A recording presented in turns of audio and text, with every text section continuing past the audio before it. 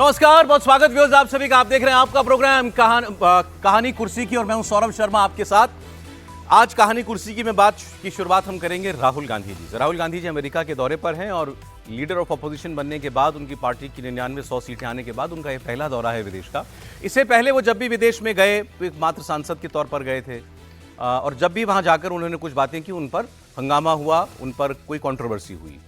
उन्होंने जब कहा कि भारत में लोकतंत्र खत्म हो गया है, विदेशी ताकतें या विदेशी मुल्क जो सरमाया बने हुए हैं, सरमाएदार बने हुए हैं लोकतंत्र की, वो कुछ करते क्यों नहीं है। बहरहाल वो कहानी पुरानी हो गई। लोकतंत्र में भारत में चुनाव हो गया और उसमें राहुल गांधी की सीटें बढ़ भी गई, वो लीडर ऑफ अपोजिशन बन गए। अब जो उनका दौरा हो रहा है इसमें राहुल गांधी क्या बोलेंगे, क्या कहा और क्या वो पिछली बार से कुछ फर्क है, इस पर नजर थी।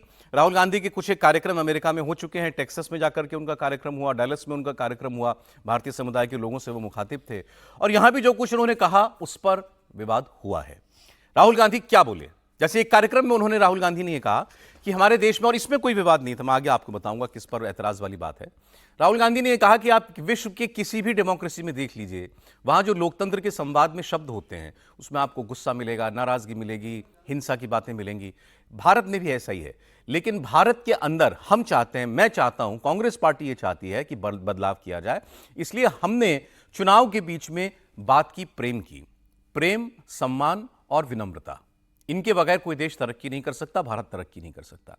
फिर आगे उन्होंने यह भी कहा कि देश ने आरएसएस को ही दिखा दिया। उन्होंने इस बार ज्यादा हमला सीधे सीधे मोदी का नाम लेकर के नहीं किया, उन्होंने आरएसएस को निशाने पर रखा कि आरएसएस चाहता है कि देश में एक विचार चले, एक धर्म की चले, एक विचार चले, एक भाषा की चले। लेकिन भारत ऐसा देश नहीं है। भारत विविधता का देश है। भारत संघों का राज्य है, जैसे आपका यानी अमेरिका में जहां वो बोल रहे थे। और उन्होंने कहा इसीलिए जहां जहां भी थोपने की कोशिश होती है वहां प्रतिकार हुआ। जहां केवल हिंदी को पूरे देश की भाषा बनाने की कोशिश हुई तो उसका जवाब आया। जहां संघ के तौर पर नहीं, भारत में एक धर्म की चले या भारत के अंदर एक ही विचार चले, तो उसका भी प्रतिकार होकर के सामने आया। तो मैं आपको राहुल गांधी की बात सुनवा रहा हूं। इस पर जवाब जो आया है वो इससे भी तीखा है। केंद्र के मंत्री बोले कि भारत में लोकतंत्र है और बीजेपी की सरकार लोकतंत्र का सम्मान करती है, वरना राहुल गांधी पर देशद्रोह का मुकदमा हो गया होता। किसने क्यों कहा यह आपको बताएंगे। पहले सुनाते हैं आपको अमेरिका में कही राहुल गांधी की बात। That I believe my role is injecting the values of love, respect, and humility in Indian politics. No religion is superior to any other religion. No language is superior to any other language. My brother who's wearing a turban there deserves the same respect as somebody who doesn't wear a turban. We cannot say, look, we don't like him because he wears a turban and we like him because he doesn't wear a turban. Or, he speaks Tamil so we don't like him and he speaks Hindi so we like him. Or, he speaks Malayalam so we don't like him. Right? And so Telugu, the RSS believes that India is one idea. And we believe that India is a multiplicity of ideas. And most importantly, what they understood was that anybody who is attacking the Constitution of India is also attacking our religious tradition. And we saw that immediately, within minutes of the election result, nobody in India was scared of the BJP or the Prime Minister of India. Rahul Gandhi जो युवराज हैं और तीसरी बार भी कांग्रेस को राहुल गांधी के नेतृत्व में भारत की जनता ने नकार दी, 99 पे आके अटका दिया। और ये दुनिया में जाकर के जो भारत आज मेक इन इंडिया के रूप में, जो भारत इनके कार्यकाल में डिफेंस इंपोर्ट होता था वो एक्सपोर्ट कर रहा है, वो भारत जो देश में 19 लाख करोड़ का इंपोर्ट था वो आज 80 लाख करोड़ पे पहुंच गया। वो भारत की तारीफ करने के बजाय बाहर में जाकर के, इंडिया के बाहर, भारत के बाहर जाकर भारत को गाली देना, ये तो लगता है चाइना की तारीफ करना, दुश्मन देश की तारीफ करना, ये लगता है चाइना के पैसे पर पलते हैं और चाइना की ही बात ब्रांडिंग करने के लिए ये बाहर में जाके चाइना का ब्रांडिंग कर रहे हैं। इन पर तो ऐसे लोगों को, अगर कानून भारत में नहीं होता, अगर मोदी जी संविधान की रक्षा नहीं करते, तो ऐसे लोगों को देशद्रोह का मुकदमा चलाना चाहिए। तो आइए बात करते हैं, राहुल गांधी ने जो कहा उस पर हर्षवर्धन त्रिपाठी जी आ चुके हैं प्रोग्राम में। हर्षवर्धन जी का स्वागत। विजय त्रिवेदी जी आ गए हैं, विजय जी का स्वागत है। अवधेश कुमार जी हमारे साथ हैं, बहुत स्वागत सर आपका। समीर चौगांवकर साहब हैं, रोज की तरीके से समीर साहब का बहुत स्वागत है। अब देखें कितनी विचित्र परिस्थिति है। देश का लीडर ऑफ ऑपोजिशन, उसकी बातों पर देश का केंद्रीय मंत्री कह रहा है कि इनके ऊपर तो देशद्रोह का मुकदमा दर्ज होना चाहिए। अगर मोदी जी संविधान की रक्षा ना कर रहे होते तो यह काम हमने कर दिया होता। किसकी बात सही माने? और राहुल गांधी ने जो कहा, उनके पिछले बयानों से विदेश में दिए गए वो अलग है, या उसी लीक पर राहुल गांधी कुछ और आगे बढ़ करके कह रहे हैं? हर्षवर्धन जी। देखिए, बड़ा विचित्र हो जाता है। अब गिरिराज जी ने बोल दिया है तो उस पर क्या कहें, लेकिन इसको जरा छोड़ दीजिए कि राहुल गांधी ने ये बोला, और कोई व्यक्ति जिस तरह की बात वो कर रहे हैं, वो देश में हिंदी, तमिल, हिंदी, मलयालम या भारत के एक हिस्सा दूसरा हिस्सा, और बार बार उनका जो जोर है वो क्या कह रहे हैं, यूनियन ऑफ स्टेट्स है, जैसे यूनाइटेड स्टेट्स ऑफ इंडिया है।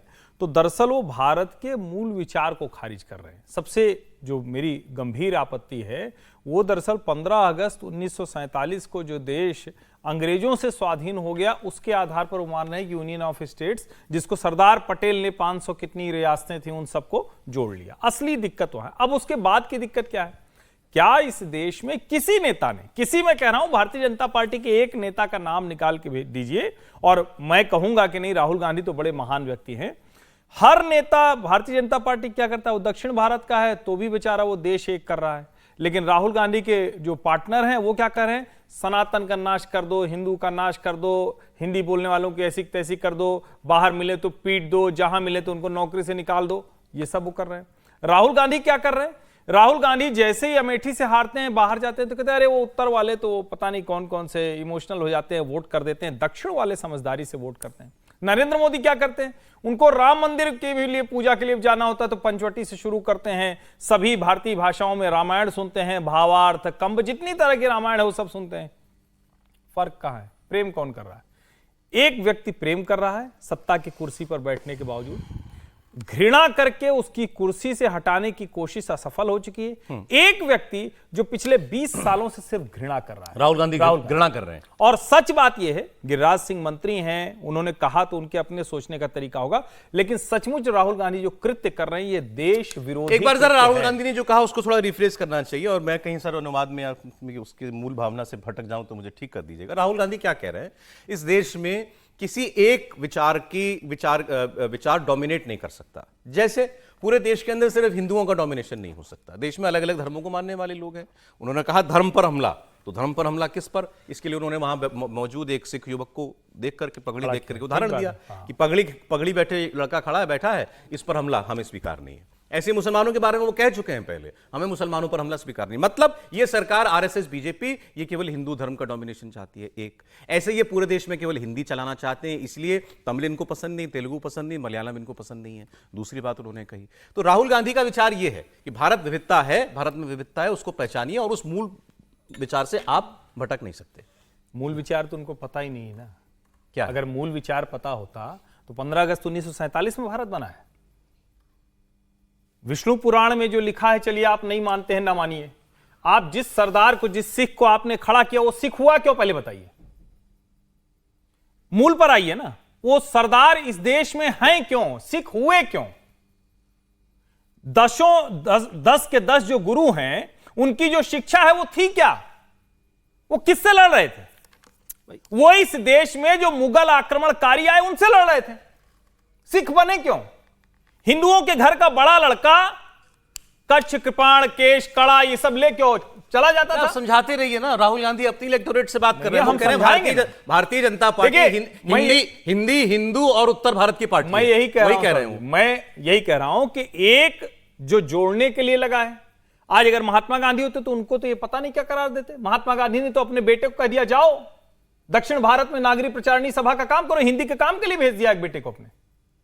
कहां ये राहुल गांधी इस देश के सारे मूल विचारों के खिलाफ खड़े हैं। और देशद्रोही अगर गिरिराज सिंह कह रहे हैं तो वो उसके कुछ हो सकता है राजनीतिक वजह भी उसमें शामिल हो, लेकिन जो वो कर रहे हैं वो कृत्य देशद्रोही है। राहुल गांधी देशद्रोही कृत्य कर रहे हैं। अच्छा, इसमें कोई मतलब बचाने की जरूरत नहीं थीम वही है। है अच्छा, सर, एक लाइन और बोल दूं, वो कहते हैं कि सब कुछ दुनिया में उनको अच्छा दिखता है, भारत में कुछ अच्छा नहीं दिखता। दुनिया कह रही सब भारत में अच्छा है। जिस यूनाइटेड स्टेट्स ऑफ अमेरिका में खड़े, वो यूनाइटेड स्टेट्स ऑफ अमेरिका कह रहा है कि आज के जैसा भारत होना चाहिए। जब दुनिया में कहीं कोई तानाशाही से लड़ने की बात होनी तो भारत होना चाहिए, जब इस्लामिक टेररिज्म से लड़ने की बात होनी तो भारत होना चाहिए। तो वो कहां ले जा रहे हैं? तब तो बड़ा कमजोर था उनके समय। मैं कह रहा हूं वो वही बातें हैं ना जो चुनाव से पहले वो कहा करते थे, पिछले 5 वर्षों में जो कही है, या उससे अलग है कुछ? नहीं, उससे अलग तो अब उनके पास कहने के लिए कुछ नहीं है या अमेरिका में। लेकिन देश में बोलना और उस समय भी बोलना और विपक्ष के नेता के रूप में विदेश की धरती पर जाके बोलना, मैं बाकी चीज पर बाद में आऊंगा। अमेरिका की जो हर वर्ष धार्मिक स्वतंत्रता की रिपोर्ट आती है, उसमें आपको मालूम है निकारागुआ 10 राज्यों के साथ कहा था कि भारत को शामिल करके इसको ब्लैक लिस्टेड करना चाहिए क्योंकि वहां धार्मिक अधिकार का उल्लंघन हो रहा है। सबको मालूम है। कल अगर वो संस्था इन्हीं के बयान को आधार बना करके और रिपोर्ट देगी तो ये भारत की, अगर भारत ब्लैक लिस्टेड हो जाएगा तो उसमें भारत ब्लैक लिस्टेड होगा कि नरेंद्र मोदी ब्लैक लिस्टेड होंगे? तो आप वहां जाकर के क्या कर रहे हैं? सवाल ये, यहां से आप शुरू करिए। दूसरी बात ये आती है कि एक विचार का विषय होता है। राहुल गांधी के लोगों ने समझाया है कि दुनिया को इस रूप में नेशन स्टेट को समझती है, दुनिया रिलीजन को इस रूप में समझती है, दुनिया डेमोक्रेसी को इस रूप में समझती है, और दुनिया ह्यूमन जो फ्रीडम है, फ्रीडम ऑफ एक्सप्रेशन है, फ्रीडम ऑफ रिलीजन है, उसको इस रूप में समझती है। और यह विषय जब हम उठाते हैं तो अमेरिका यूरोप को ठीक से समझ में आती है। जो मैं समझा हूं 2017 से ही विदेश जा रहे हैं और 2017 से इस प्रकार की भाषा वो बोल रहे हैं और दुनिया में इनको कोट करके बोलने वाले लोग खड़े हुए हैं। तो इसलिए राहुल गांधी जो कुछ बोल रहे हैं, मैं तो ये स्वीकार करता ही हूं जो हर्षवर्धन जी कह रहे हैं कि भारत की सच्ची समझ वाला व्यक्ति तो पहले ये बात नहीं करेगा। क्योंकि गांधी जी ने कहा है, ध्यान से सुनिए, गांधी जी ने कहा है कि दुनिया में भारत एकमात्र ऐसा देश है जिसने अपनी सभ्यता संस्कृति को की थाती को ऐसे बचा करके रखा है जो दुनिया को दिशा देने में सक्षम है। और इसीलिए भारत की आजादी के प्रति मेरी निष्ठा और समर्पण है, क्योंकि भारत अन्य देशों की तरह नेशन स्टेट नहीं है। ये गांधी जी का कथन। यही तो राहुल कह रहे हैं। सुनने ना, राहुल जी कह रहे हैं कि तो हमारा नेशन है, नेशन इन द मेकिंग वाला बात कर रहे हैं ना। राहुल जी तो उल्टा बोल रहे हैं वहां जाके। भाई नरेंद्र मोदी ने यूनाइटेड नेशन में क्या कहा था कि भारत नहीं एक नाम देश का, यह है सील विश्व का। आप कुछ बोलना? एक लाइन बड़ी अच्छी मेरे ध्यान में आ गई और चूंकि मुझे लगता है कि वो बोलना चाहिए। ये ठीक वैसे कह रहे हैं कि आपका बेटा बेटी चाचा चाची ये सब मिलकर परिवार बनते हैं। परिवार में ये सब नहीं है, बड़ा बेसिक सा डिफरेंस है।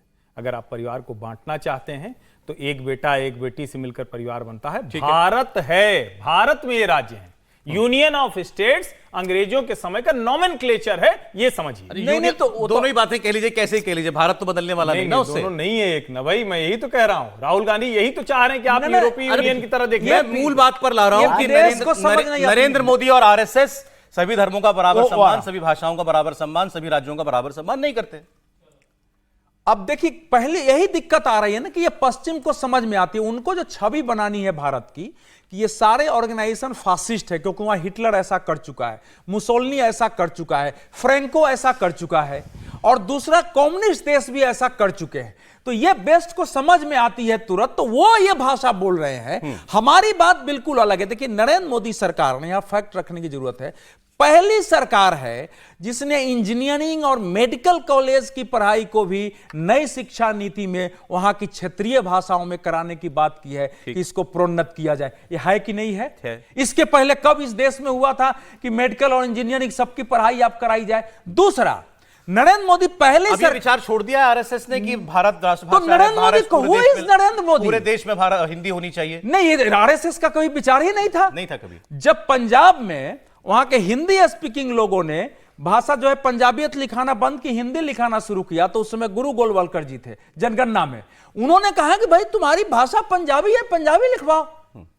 हमारी तो सभी भाषाएं जो है मिलके ये बस एक समुद्र बनती है। और अपने स्वयंसेवकों को, कार्यकर्ताओं को कहा कि आपकी भाषा पंजाबी है, उसमें पंजाबी लिखवाइए। ठीक है। लेकिन यह भाषा वहां के लोगों को नहीं समझ में आती है। एक राहुल गांधी, सैम पिट्रोडा और बाकी के माध्यम से भारत की एक ऐसी खतरनाक छवि पेश कर रहे हैं जो भविष्य में भारत में कोई भी शासन करेगा ना, उसको इसका खंडन करना, इसके विरुद्ध भारत वातावरण की छवि बनाना- नहीं, वो आज की भारत की ना, ना, सरकार ना, की ना, छवि ना, बता रहे हैं। भारत ही होता है ना भाई। अगर ये कैसे हुआ? ये इसलिए हुआ कि अगर भारत में यह संरचना है कि हमने देश में एक ही भाषा लागू कर दिया है, रिलीजन धर्म नहीं है, कल्चर संस्कृति नहीं है, सिविलाइजेशन सभ्यता नहीं है, यह भारत कहता है। वो कल्ट है कल्चर में, CULT, वहां से कल्चर बनता है। सिविलाइजेशन CIVIL वो नागरिक से बना है। हमारे यहां सभ्यता संस्कृति की परिभाषा अलग है। गांधी जी ने यही कहा कि अंग्रेजों ने हमको बता दिया कि हम एक राष्ट्र नहीं थे, एक राष्ट्र थे तभी तो उन्होंने राज्य बनाया है। तो इसके लिए भारत दुनिया में संघर्ष कर रहा है कि इसको माना जाए। राहुल गांधी इस समय आरएसएस के बहाने, इस समय नरेंद्र मोदी के बहाने एक मूल भारत के विचार का विरोध करने के लिए विदेश में खड़े हुए हैं, और यह भयावह है। मजेदार बात है कि वो ये कहते हैं कि मोदी आरएसएस मूल विचार के खिलाफ है। विजय जी, देखिए, राहुल गांधी जी जो बोल रहे हैं, एक तो मैं साफ करूं कि आपने उनको कहा कि वो LOP के तौर पे पहली बार वहाँ गए हैं। मेरे ख्याल से कोई उनकी ऑफिशियल विजिट वहाँ पर LOP के तौर पर नहीं है। वो LOP है, LOP हो गए, उसके मतलब मैं ये नहीं कह रहा उसके तौर पर, LOP बनने के ठीक बाद। है। जो बात कर रहे हैं वो बहुत अच्छी बात उन्होंने की, भाई वो लव, रेस्पेक्ट, ह्यूमनिज्म पर बात करते हैं, ये भी बहुत अच्छी बात है। जब वो बात कर रहे हैं भाषाओं को लेकर, संस्कृति को लेकर, धर्म को लेकर, और यदि वो नरेंद्र मोदी जी पर, प्रधानमंत्री पर, आरएसएस पर, हिंदुस्तान में बोलते तो ये राजनीतिक हमला होता। लेकिन अमेरिका में या किसी दूसरे देश की धरती पर आप बोलते हैं तो प्रधानमंत्री जो है ना भारत को रिप्रेजेंट करते हैं। प्रधानमंत्री हिंदुस्तान में पॉलिटिकल लीडर हो सकते हैं, भारत के बाहर वो भारत को रिप्रेजेंट करते हैं। और जब आप कहते हैं कि भाई प्रधानमंत्री ऐसा कर रहे हैं तो इसका मतलब हम भारत की ऐसी बात कर रहे हैं। अभी मैं पढ़ रहा था आज सवेरे ही, अटल बिहारी वाजपेयी का 1965 का भाषण है, राजभाषा विचार समिति, संसदीय समिति थी राजभाषा को लेकर, उस पर डिबेट है अटल बिहारी वाजपेयी की, बहुत खूबसूरत डिबेट है। और उसमें, और उस वक्त कब था, 1965 में, जब हिंदी विरोधी आंदोलन चल रहा था दक्षिण भारत में, ठीक है, तब वो पूरी बात जो आप यदि उसको समझेंगे, राहुल गांधी जी को भी उस भाषण को पढ़ना चाहिए कि वो कैसे कह रहे हैं कि हिंदी और जो क्षेत्रीय भाषाओं उसमें क्या फ़र्क है, और क्या भारत में कोई भी राज्य, कोई भी पार्टी उन भाषाओं का सम्मान किए बिना रह सकती है। बल्कि वो उस जमाने में जोर दे रहे कि भाई 3 भाषाओं का एक सिलेबस हमारे पूरे देश में होना चाहिए, कि कम से कम एक दूसरी भाषा जो है हम उसके साथ जोड़कर, मातृभाषा के अलावा बच्चा दूसरी भाषा जोड़े। उसमें उन्होंने एक बहुत अच्छा सुझाव दिया था कि ये हो क्यों नहीं रहा। वाजपेयी जी 1965 की बात बता रहा हूं मैं। उन्होंने कहा कि इसलिए नहीं हो रहा क्योंकि हमारे यहाँ भाषा नौकरी से जुड़ गई है, इसलिए सब लोग अंग्रेजी बोलते हैं क्योंकि अंग्रेजी से नौकरी मिलती है। यदि भाषाओं को अंग्रेजी के साथ जोड़ दिया जाए कि आरपीएस, ये जो हमारे यूपीएससी की एग्जाम है, टीचर्स का एग्जाम है, उसमें कर दे कि भी एक भाषा आपको आनी चाहिए, ठीक है, तो वो सारा काम हो जाएगा। दूसरा, यदि संघ को लें तो केरल में सबसे ज्यादा शाखाएं केरल में है आरएसएस की, वहां पर हिंदी बोलकर आप शाखाएं चला सकते हैं। और अभी तो पहली बार ऐसा हुआ कि केरल में भारतीय जनता पार्टी के जीत भी गए। तो राहुल गांधी तमिलनाडु में भी रूप से गलत बोल रहे हैं। मैं तो तथ्य बता रहा हूं, वो उनको पता होगा क्या तथ्य बोल रहे हैं क्या नहीं बोल रहे हैं। ये अलग बात है कि 10 राज्यों में, 11 राज्यों में कांग्रेस इस बार नहीं रही है, रिप्रेजेंटेशन उनका नहीं है, वो अलग इशू है। धर्म की बात, अब एक और बहुत गंभीर बात है, मैं उसको पता नहीं सेंसिटिव बात है, करना चाहिए कि नहीं करना चाहिए। उन्होंने एक सरदार मित्र, माफी के साथ सेंसिटिव तरीके से, लेकिन उन्हें पता ही नहीं 1984 में उन सिखों के साथ किसने क्या किया था। अब इसकी चर्चा करूंगा। जब बड़ा पेड़ गिरता मतलब है तो धरती, गंभीर बात मैं बता रहा हूं, है ना। तो ये बात है। फिर हिंदुत्व को लेकर जब बात हम करते हैं कि दूसरा धर्म बड़ा है, नहीं मानते कि दूसरा धर्म कोई बड़ा है, तो इसका मतलब वो हिंदुत्व को ही नहीं समझते। हिंदुत्व ही हिंदू धर्म ही अकेला ऐसा है जो सेमेटिक नहीं है, जिसमें सब धर्मों के लिए जगह दी गई है। मैं उनकी वो समझ स्पेस पर- आज भी है क्या? वो यही तो आज कह भी रहे हैं, है। वो स्पेस खत्म हो गई नहीं, वो आज भी है आज स्पेस। आपके धर्म पर हमला है, मुसलमान पर हमला है, आज सिख पर हमला है। नहीं, तो मैं ये कह रहा हूँ कि धर्म को समझने की बात है। जो हिंदू धर्म को समझ रहे हैं वो तो ये करेंगे, बाकी जो नहीं समझते वो आप तो कुछ बहुत भी बूढ़ बात बात करेंगे कर रहे हैं, इन्होंने भी सबने की। मैं तो मोटी मोटी बूढ़ जो बात समझ नहीं, में आती है वो लेकिन बात कर रहा हूं। आज क्या है? राहुल गांधी ने जो बात कर रहे पिक्चर पेंट करने की कोशिश इसमें की, मुझे कोई एक एक लाइन का सवाल देता हूं, आप जवाब देते जाइए। राहुल गांधी कह रहे हैं भारतीय जनता पार्टी केवल हिंदुओं की पार्टी है, ये किसी और धर्म के लोगों को स्वीकार नहीं करना चाहते, नरेंद्र मोदी समेत।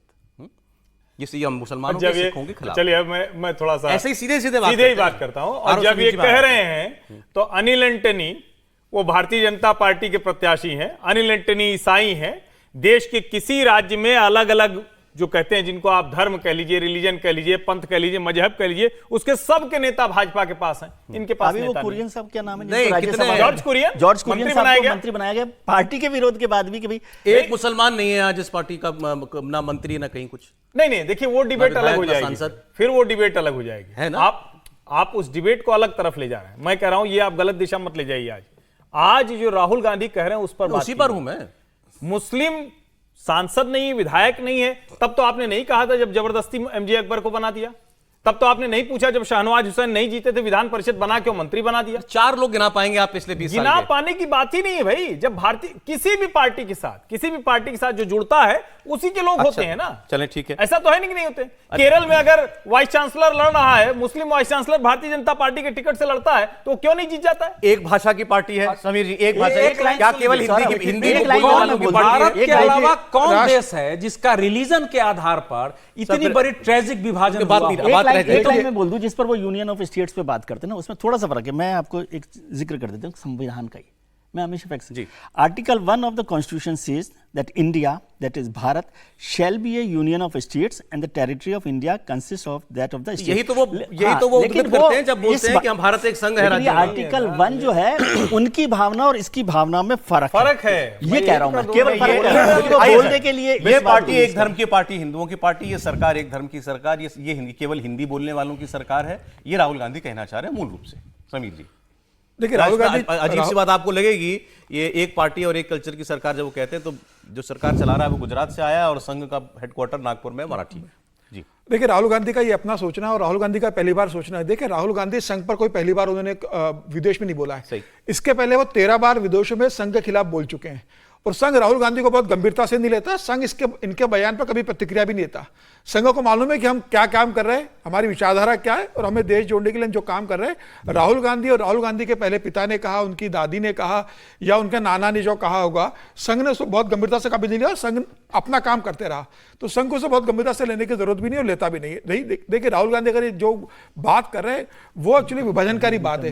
वो उत्तर और दक्षिण में भारत को तोड़ना चाहते हैं। कांग्रेस को जो हमेशा समर्थन मिला है वो दक्षिण से मिला है और भारतीय जनता पार्टी उत्तर की बड़ी पार्टी बनने के बाद भी दक्षिण में कभी भारतीय जनता पार्टी वो स्थान उसको दे नहीं emphasize पाई। कर रहे हैं ना, तो इसलिए ये वो पूरे कर देश रहे की हैं। पार्टी नहीं है। वो इसलिए कर रहे हैं क्योंकि वो ये बात बार बार रेखांकित करना चाहते हैं कि दक्षिण के अंदर आज भी हम मजबूत है। भारतीय जनता पार्टी दक्षिण में नहीं पहुंच पाई है और दक्षिण में भारतीय जनता पार्टी नहीं पहुंची। इसके कारण वो जो ऐतिहासिक कारण रहा है कि हिंदी का जो डर था कि भारतीय जनता पार्टी अगर आएगी तो पूरे देश के अंदर हिंदी लागू कर देगी और जो तमिल और बाकी जो दक्षिण के डर की आज की वास्तविकता क्या है? लेकिन आज ऐसा बिल्कुल नहीं है। तो बहुत पहले की बात है, जब हुआ था उस समय एक धारणा बनाई गई थी, उस समय भारतीय जनता पार्टी इतनी मजबूत नहीं थी। आज भारतीय जनता पार्टी का दक्षिण में नहीं है। कर्नाटका में भारतीय जनता पार्टी सरकार बना चुकी है। तेलंगाना में भारतीय जनता हिंदी करके पार्टी तो बना नहीं पाएगी। बिल्कुल नहीं है। भारतीय जनता पार्टी के नेता सभी धर्मों के लोग हैं, सभी जाति के लोग आते हैं और भारतीय जनता पार्टी में क्या अध्यक्ष नहीं बने, बंगारू लक्ष्मण बने हैं, जना कृष्णमूर्ति बने हैं। भारतीय जनता पार्टी में राष्ट्रीय अध्यक्ष बने ना दक्षिण के। ऐसा तो नहीं कि भारतीय जनता पार्टी ने सिर्फ उत्तर भारत के लोगों को अध्यक्ष बनाया। 3 भारतीय जनता पार्टी के जो अध्यक्ष बने वो दक्षिण से आने वाले पुराने राष्ट्रीय आरोप, अध्यक्ष पुरानी बने। बातें रिपीट कर रहे हैं राहुल गांधी से पुरानी बातें रिपीट कर रहे हैं, अपना पुराना टेप रिकॉर्डर बचा रहे हैं और बार बार वो आज उन्होंने जो कहा है चीन को लेकर कि सब कुछ हमारे मैं देश बता में देता हूं उन्होंने क्या make- कहा है। make in China है। उन्होंने कहा उसी के- चीन में कोई बेरोजगारी नहीं है, पश्चिम में बेरोजगारी आ गई क्योंकि एक वक्त पश्चिम जो है वो प्रोडक्शन केंद्रित देश हुआ करते थे, सब कुछ बनाते थे, अब उन्होंने सब आउटसोर्स कर दिया, सब चीन के और पास आ ये गया। देख- इसलिए चीन में बेरोजगारी नहीं, भारत में बेरोजगारी। वो चीन के बारे में आज तारीफ करके बोल रहे थे कि भारत में जो कुछ बनता है मेक इन चाइना है, जबकि हर चीज made in China है इंडिया में। इसी अमेरिका के बिल क्लिंटन ने भारत से कहा था कि आप चाइना जैसा देश मत बनना जो देश में निरंकुश है और बाहर वुल्फ वॉरियर बन गया है। आप चीन को चुनौती देने वाले देश बन सकते हो। अभी तो राहुल गांधी को और रहना है और बोलेंगे वहां। सर ब्रेक का समय हो गया। अब एक लाइन में चीन ने कहा कि भारत में हिंदू धर्म होने की वजह से दुनिया में सबसे कम कट्टर मुसलमान भारत में, हिंदू धर्म की वजह से। अब ओवैसी साहब क्या कह रहे हैं? चाइना की स्टडी रिपोर्ट। सुने आपने कहा चीन कहता है भारत में कट्टरता सबसे कम है। असदुद्दीन ओवैसी भारत में कह रहे हैं वक्फ बिल के बहाने ये शैतानी ताकतें, नाली के कीड़े जो इस बिल को लाना चाहते हैं। ये उनके शब्द हैं, मेरे शब्द नहीं है। मैं आपको सुनवा भी दूंगा अभी तो। और इस सब के बीच जब ये बातें हो रही हैं, भारत के दौरे पर कौन है आपको मालूम है? यूएई के क्राउन प्रिंस। यूएई जहां भी एक बड़ा भव्य हिंदू मंदिर बना है, यूएई जहां अभी भारत ने आईआईटी की ब्रांच खोली है, वो यूएई। और वहां चाहे अबू धाबी के प्रिंस शासक हों, चाहे दुबई के शासक हों, लगातार भारत आते हैं। सऊदी अरब के शासक भारत आए हैं।